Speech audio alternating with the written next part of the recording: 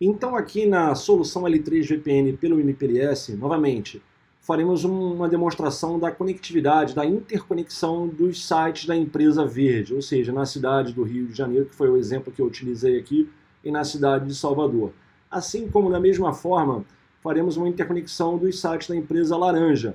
Eu citei aqui, por exemplo, Rio de Janeiro também, né, pode ser uma outra cidade no Nordeste aqui. Então, essas duas empresas contrataram o mesmo provedor para fazer o transporte, para realizar o transporte. Então a primeira realidade que eu tenho que fazer aqui na operadora amarela, que está representada pela OAS 65010, é garantir com que as redes internas das respectivas empresas verde e laranja, mesmo que conflitem, o que não é o caso aqui na demonstração, mas hipoteticamente falando, mesmo que conflitassem, a operadora amarela teria como prover a devida segregação do tráfego IP e, ao mesmo tempo em que fazendo isso sem implementar recursos demasiadamente complexos ou muito sofisticados para esse propósito. Então essa é a primeira realidade. Uma das boas práticas que nós temos em ambientes de telecomunicações é na rede da operadora, na rede interna, no backbone da operadora, não haver rotas de clientes por protocolos interiores, os chamados protocolos IGP. Tá? Porque, vamos lá, na L3 GPN há uma relação entre a borda de serviços aqui, no caso o roteador 1, ele é um PE, ele é um Provider Edge, ele que faz os serviços de roteamento ou admissão do L3 do assinante. Tá? Por mais que você tivesse uma rede de acesso que transportasse a VLAN daquele assinante até esse equipamento, o que não está nem demonstrado aqui e tudo mais, mas aqui é onde você tem a borda de serviços, onde faz o roteamento IP do cliente e implementa uma diversidade de coisas aqui. Tá? Então, esse roteador 1 aqui, numa L3 VPN, ele participa do roteamento no interesse do cliente. Ao contrário, por exemplo, de uma L2 VPN, onde não há o roteador do provedor lá, o Provider Edge, não faz roteamento IP no interesse da rede interna do cliente. Ele faz um transporte L2. Aqui não, aqui é uma L3 VPN, o que significa que o roteador da operadora participa do roteamento com o assinante. Então existe uma relação, tá, chamada PE-CE. Há um protocolo de roteamento entre a borda do provedor e o CPE do assinante, ou o CE do assinante. Os nomes são intercambiáveis aqui. Então, isso é verdadeiro nessa demonstração onde, por exemplo, o CE1 ele tem um protocolo de roteamento para trocar rotas com o R1. Assim como o CE4 da empresa Laranja também tem um protocolo de roteamento para trocar rotas com a operadora. Agora, permita-me explicar esse cenário aqui interessante. A VLAN 10 é a VLAN usada para o serviço de VPN, de L3 VPN. Tá? Em todos os clientes aqui demonstrados, em todos os sites, a VLAN 10 é a VLAN do L3 VPN. Então, está aqui a VLAN 10 da empresa Verde, está aqui a VLAN 10 da empresa Laranja e nos outros dois sites, idem. Tá? A VLAN 10 aqui, ela é a VLAN de MPLS. A outra VLAN eu não vou mostrar agora. Né? Ela está aqui desenhada, mas eu não farei demonstrações dela, porque seria a VPN de a VLAN de internet. Há várias formas de fornecermos o serviço de internet para empresas que, além da própria internet contratada, tem uma VPN com outros sites via aquela operadora. Então tem várias formas de eu entregar a internet. Posso entregar a internet como VPN, o que eu particularmente não recomendo. Fazer um route leaking também não é uma técnica recomendada, muito pela parte de segurança. E uma outra possibilidade é você entregar, né, a VPN, a internet com uma VLAN à parte na tabela global de roteamento. Por que acontece?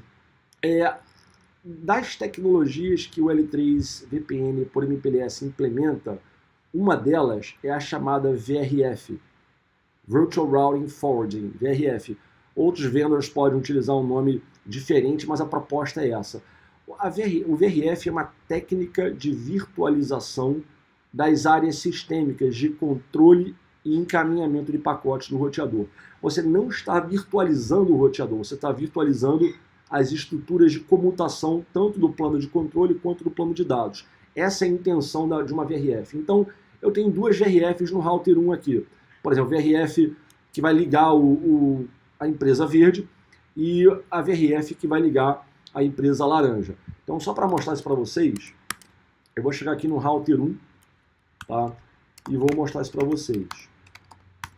Tá aqui. Duas VRFs. Eu dei um nome para ficar bem intuitivo, tá? Mas a nomenclatura disso geralmente segue um padrão lógico aí na engenharia do provedor. Mas 65400, tá? É o AS da empresa verde. E 65500 é o AS da empresa laranja. Note que eu tenho as interfaces aqui, ó, Ethernet 0/2 na VLAN 10 e Ethernet 0/3 também na VLAN 10. Mas são VLAN 10 distintas. Não é a mesma VLAN 10 que vai fazer o L2 para esses duas empresas. Não. Apesar do ID de VLAN ser idêntico nos dois casos, são VLANs completamente diferentes. E a gente pode ver pelas interfaces aqui, ó, 0/2 é essa portinha aqui, ó, 0/2, tá? Na VLAN 10. Ou seja, essa VLAN aqui, .1Q 10 aqui. E a outra é a 0/3, que está demonstrada aqui, ó. Tá? Então não é que a interface 0/2 toda esteja numa VRF, não. A subinterface, né, que tem a marcação da VLAN 10 está nessa VRF, e na outra porta essa subinterface, apenas ela, está na VLAN 10. Isso pode ser mostrado da seguinte forma, tá vendo? Então tá aqui a porta que representa a conexão com a AS65400, que é a empresa verde, e ela está dentro da VRF. Tá? Ou seja, eu estou colocando essa interface numa tabela de comutação separada só para aquele cliente, para aquele assinante. Então as áreas sistêmicas de controle de dados são virtualizadas para aquele assinante apenas. E a mesma coisa, obviamente, com a empresa laranja. Perfeito? Agora, nos outros sites, aqui, por exemplo, no router 2, aqui, a mesma coisa. A interface Ethernet 0/2 na VLAN 10 apenas, e a 0/3 na VLAN 10 apenas, embora sejam VLANs de mesmo número, são VLANs completamente independentes aqui. Também estão na VRF, nas respectivas VRFs. Então tá aqui. Né? E aqui. Perfeito? Então tá a configuração aqui nela na VRF. Outro aspecto importante, note que nas mesmas portas para a VLAN 20, a VLAN 20 já não está na mesma porta física, porém a VLAN 20 ela não está na VRF, ela está na tabela global, de roteamento global. Tá? Isso tanto para a empresa verde quanto para a empresa laranja e vice-versa. Tá, ok? Então, tudo começa por aqui. Então, essa primeira premissa. Obviamente, como no L3 VPN, o provedor participa do roteamento no interesse das redes internas daquele assinante, tem que ter um protocolo aqui de roteamento entre a empresa cliente e o provedor.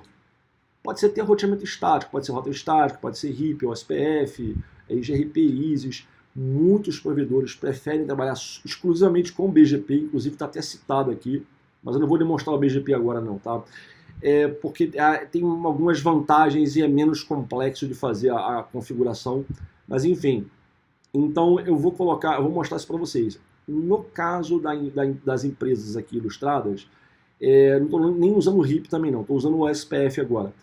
O router CE1 da empresa verde troca, né, o protocolo de roteamento OSPF com o roteador 1 naquela VRF. Então é um OSPF separado apenas para a empresa verde. Vamos ver como é que está definido aqui. Primeiro no router 1.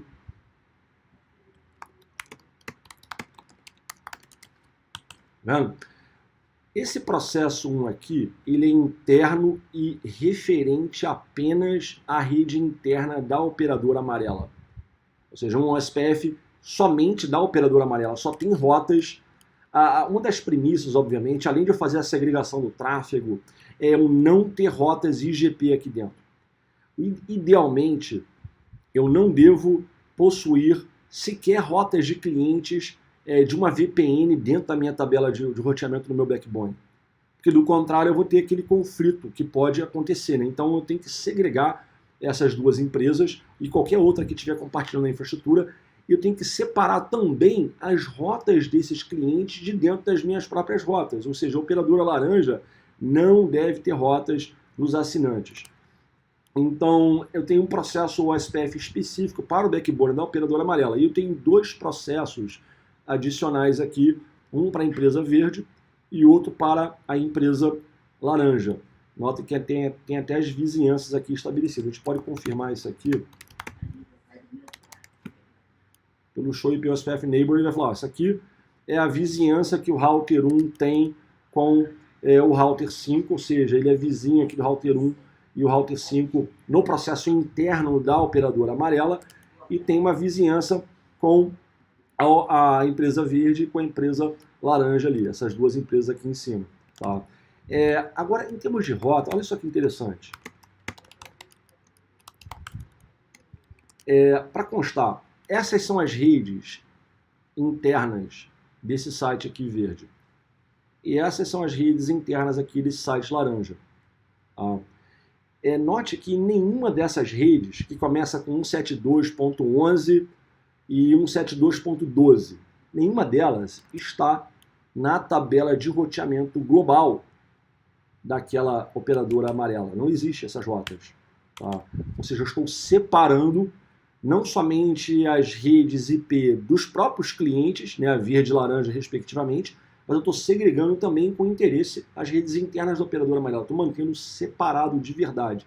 Mas eu tenho essas rotas, só que elas não estão na tabela global. Elas estão justamente nas tabelas de roteamento e na FIB ou na Forwarding Table, que são exclusivas e dedicadas para cada uma dessas empresas. Ou seja, tem duas VRFs aqui.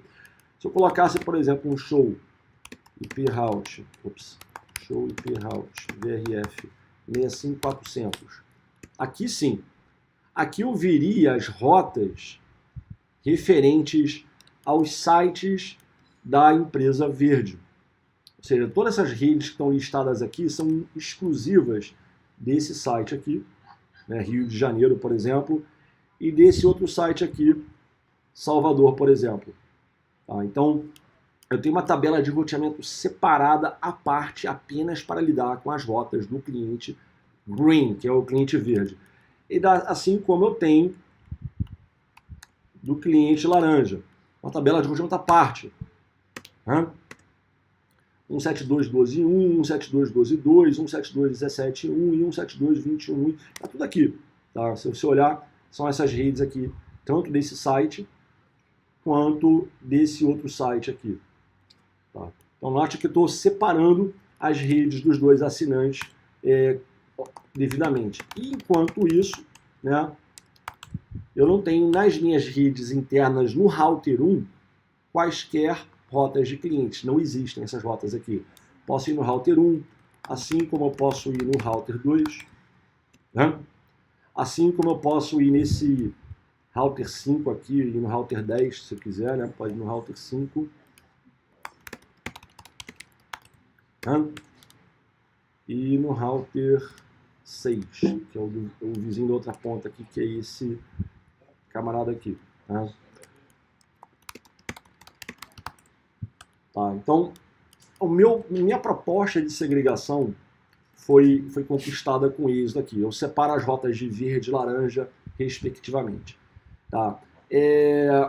Agora, permitam-me mostrar uma coisa interessante.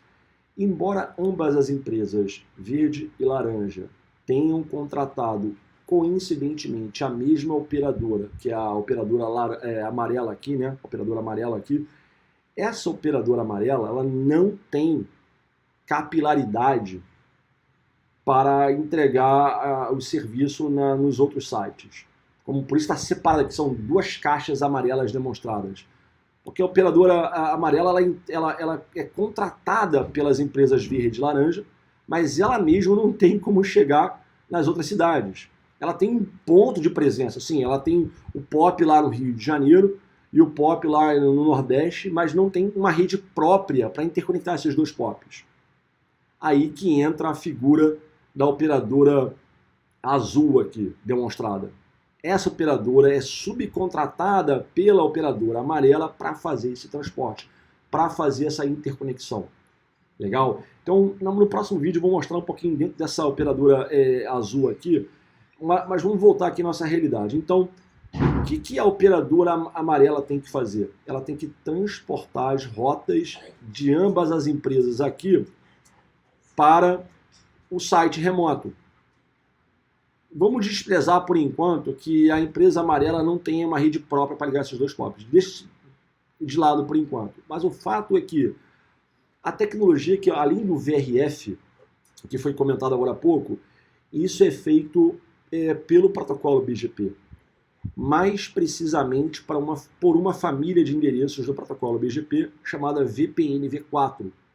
Ou seja, a proposta é o router CE1, por exemplo, via o SPF, troca, né, os LSAs lá com o router 1 dentro daquela VRF, beleza? O que o router 1 tem que fazer?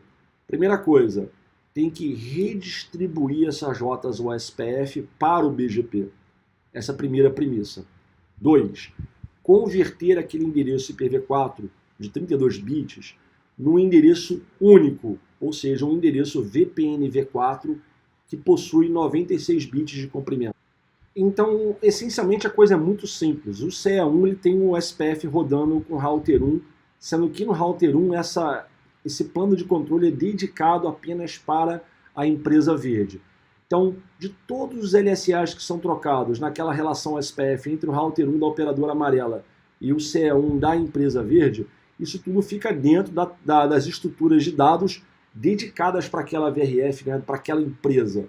Então, na tabela de roteamento do router 1 daquela VRF da empresa verde, o que vai acabar acontecendo? As rotas que estão publicadas ali são, então, redistribuídas para o BGP, viram rotas BGP efetivamente naquela VRF, depois são convertidas para endereços VPN V4, de 96 bits de comprimento.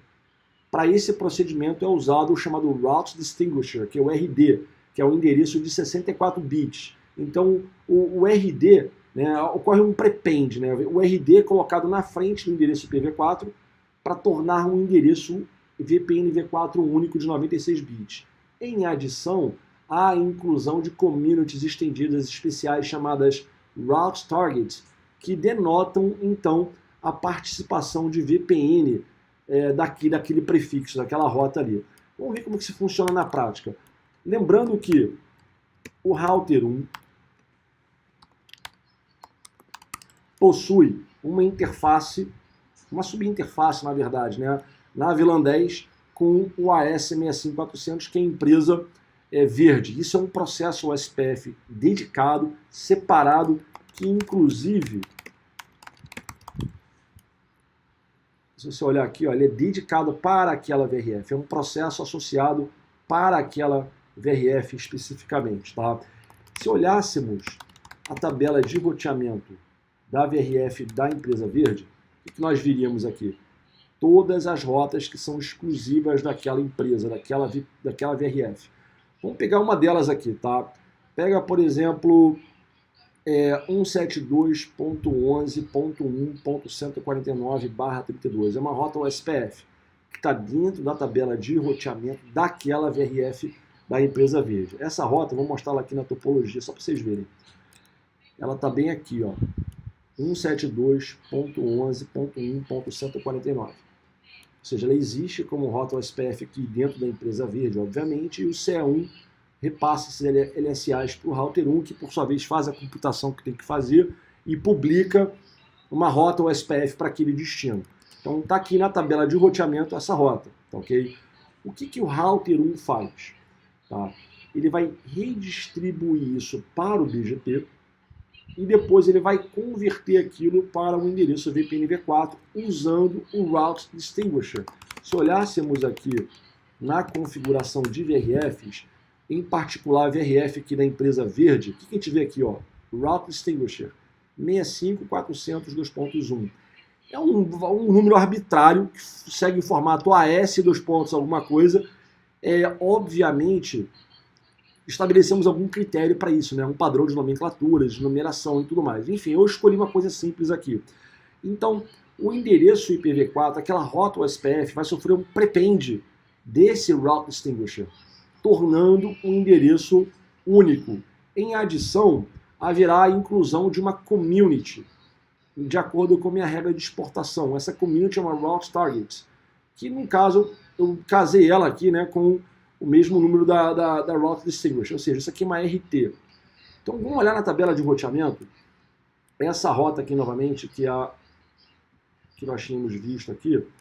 Vamos fazer o seguinte, ó, show IP, BGP, VPN V4, VRF 65400, está aqui o prefixo. Note o seguinte, aqui já é a rota convertida para um endereço VPN V4. Está bem aqui, ó, o Route Distinguisher, dois pontos, o prefixo, aquela rede IPv4. Ou seja, aqui é um endereço único de 96 bits de comprimento. Então está bem demonstrado aqui esse endereço único VPN V4. Em adição, note que eu incluí aqui uma Route Target. Está bem aqui, ó, 65400 2.1. Ou seja, é através do RT que nós denotamos a participação daquela VPN. Porque os demais roteadores do meu AS, da operadora amarela, que estiverem rodando uma seção IBGP naquela família de endereços, vão importar para as respectivas ou para as VRFs correspondentes todas as rotas que contiverem, por exemplo, esse valor aqui.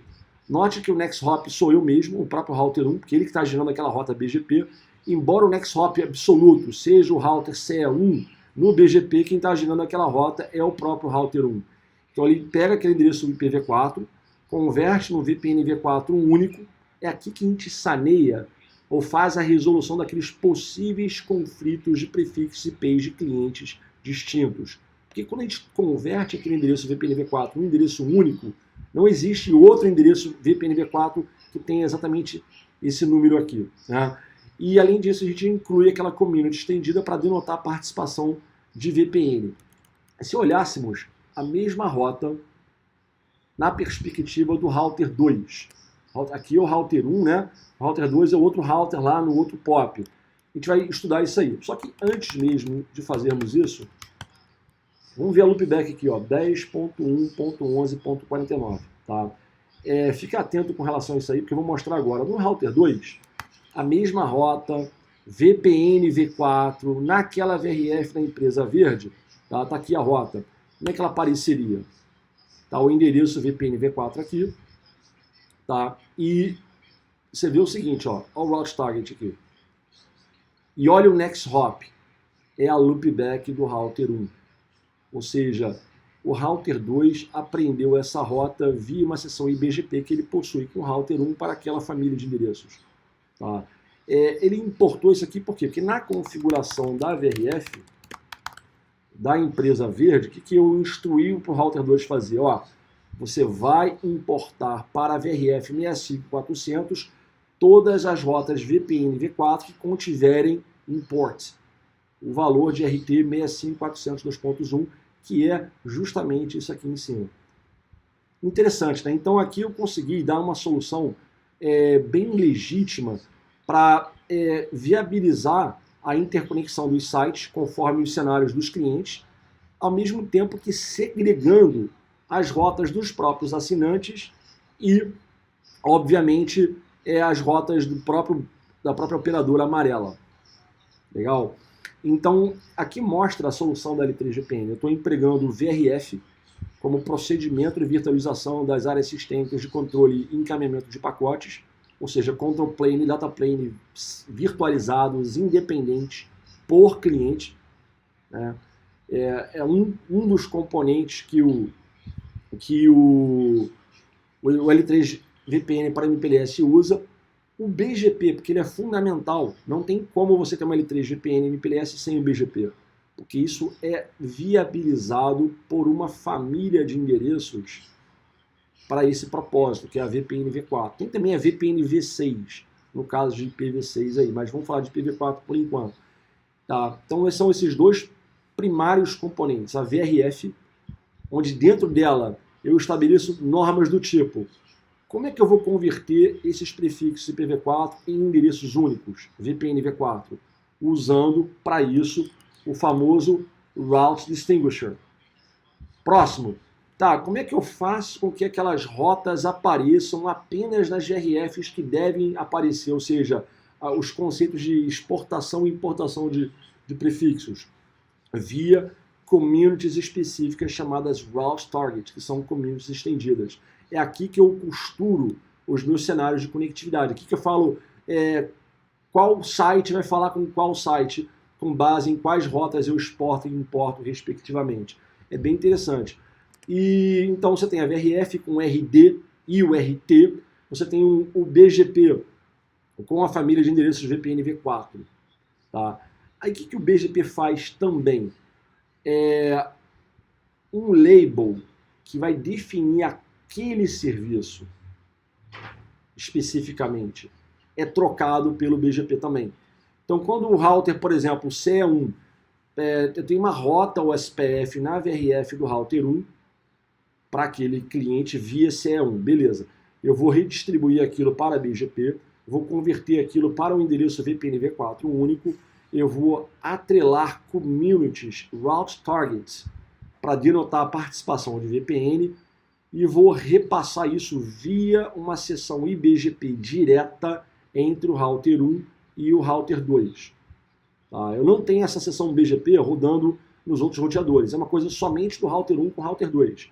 Tá? No meu setup aqui, obviamente. E vai passar esse anúncio VPN v4 para o router 2.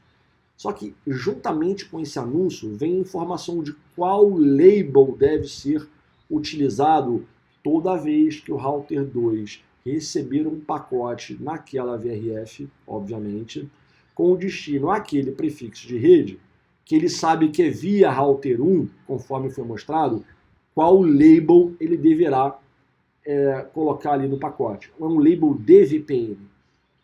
Só que o label de VPN não é conhecido por nenhum roteador na rede toda, exceto pelo router 1 e pelo próprio router 2. Então isso significa que para o L3 VPN funcionar, eu preciso do MPLS por baixo dele. Porque, por exemplo, o label é label, né? Mas é um label de um serviço que o router 6 não conhece, por exemplo. Então, se o router 2 manda um pacote com aquele label de VPN para o router 6 vai fazer o quê? Ele sabe que é um pacote que tem label. Ele vai olhar na LFIB dele, ele não conhece aquele serviço, ele vai descartar aquele pacote. Então, eu tenho que ter por baixo do L3 VPN uma tecnologia de label switching. Ou seja, é um stack de labels, uma pilha de labels. O router 2, no plano de dados, por exemplo, o CE7 mandaria um pacote IP para o router 2 naquela VRF, lá na forwarding table, ou na FIB do router 2, ele sabe, bom, para mandar isso aí, eu tenho que mandar via router 6, e eu vou incluir dois labels. Um label, que é o label da VPN, e outro label é o label para que o router 6 saiba como deve encaminhar o pacote até o router 1. Porque o router 1 é quem conhece o serviço daquela VPN. Então, o L3 VPN ele roda no topo do MPLS.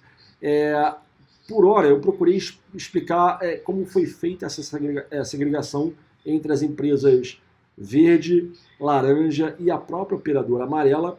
E, na sequência, eu vou demonstrar na prática o encaminhamento de pacotes para esse serviço.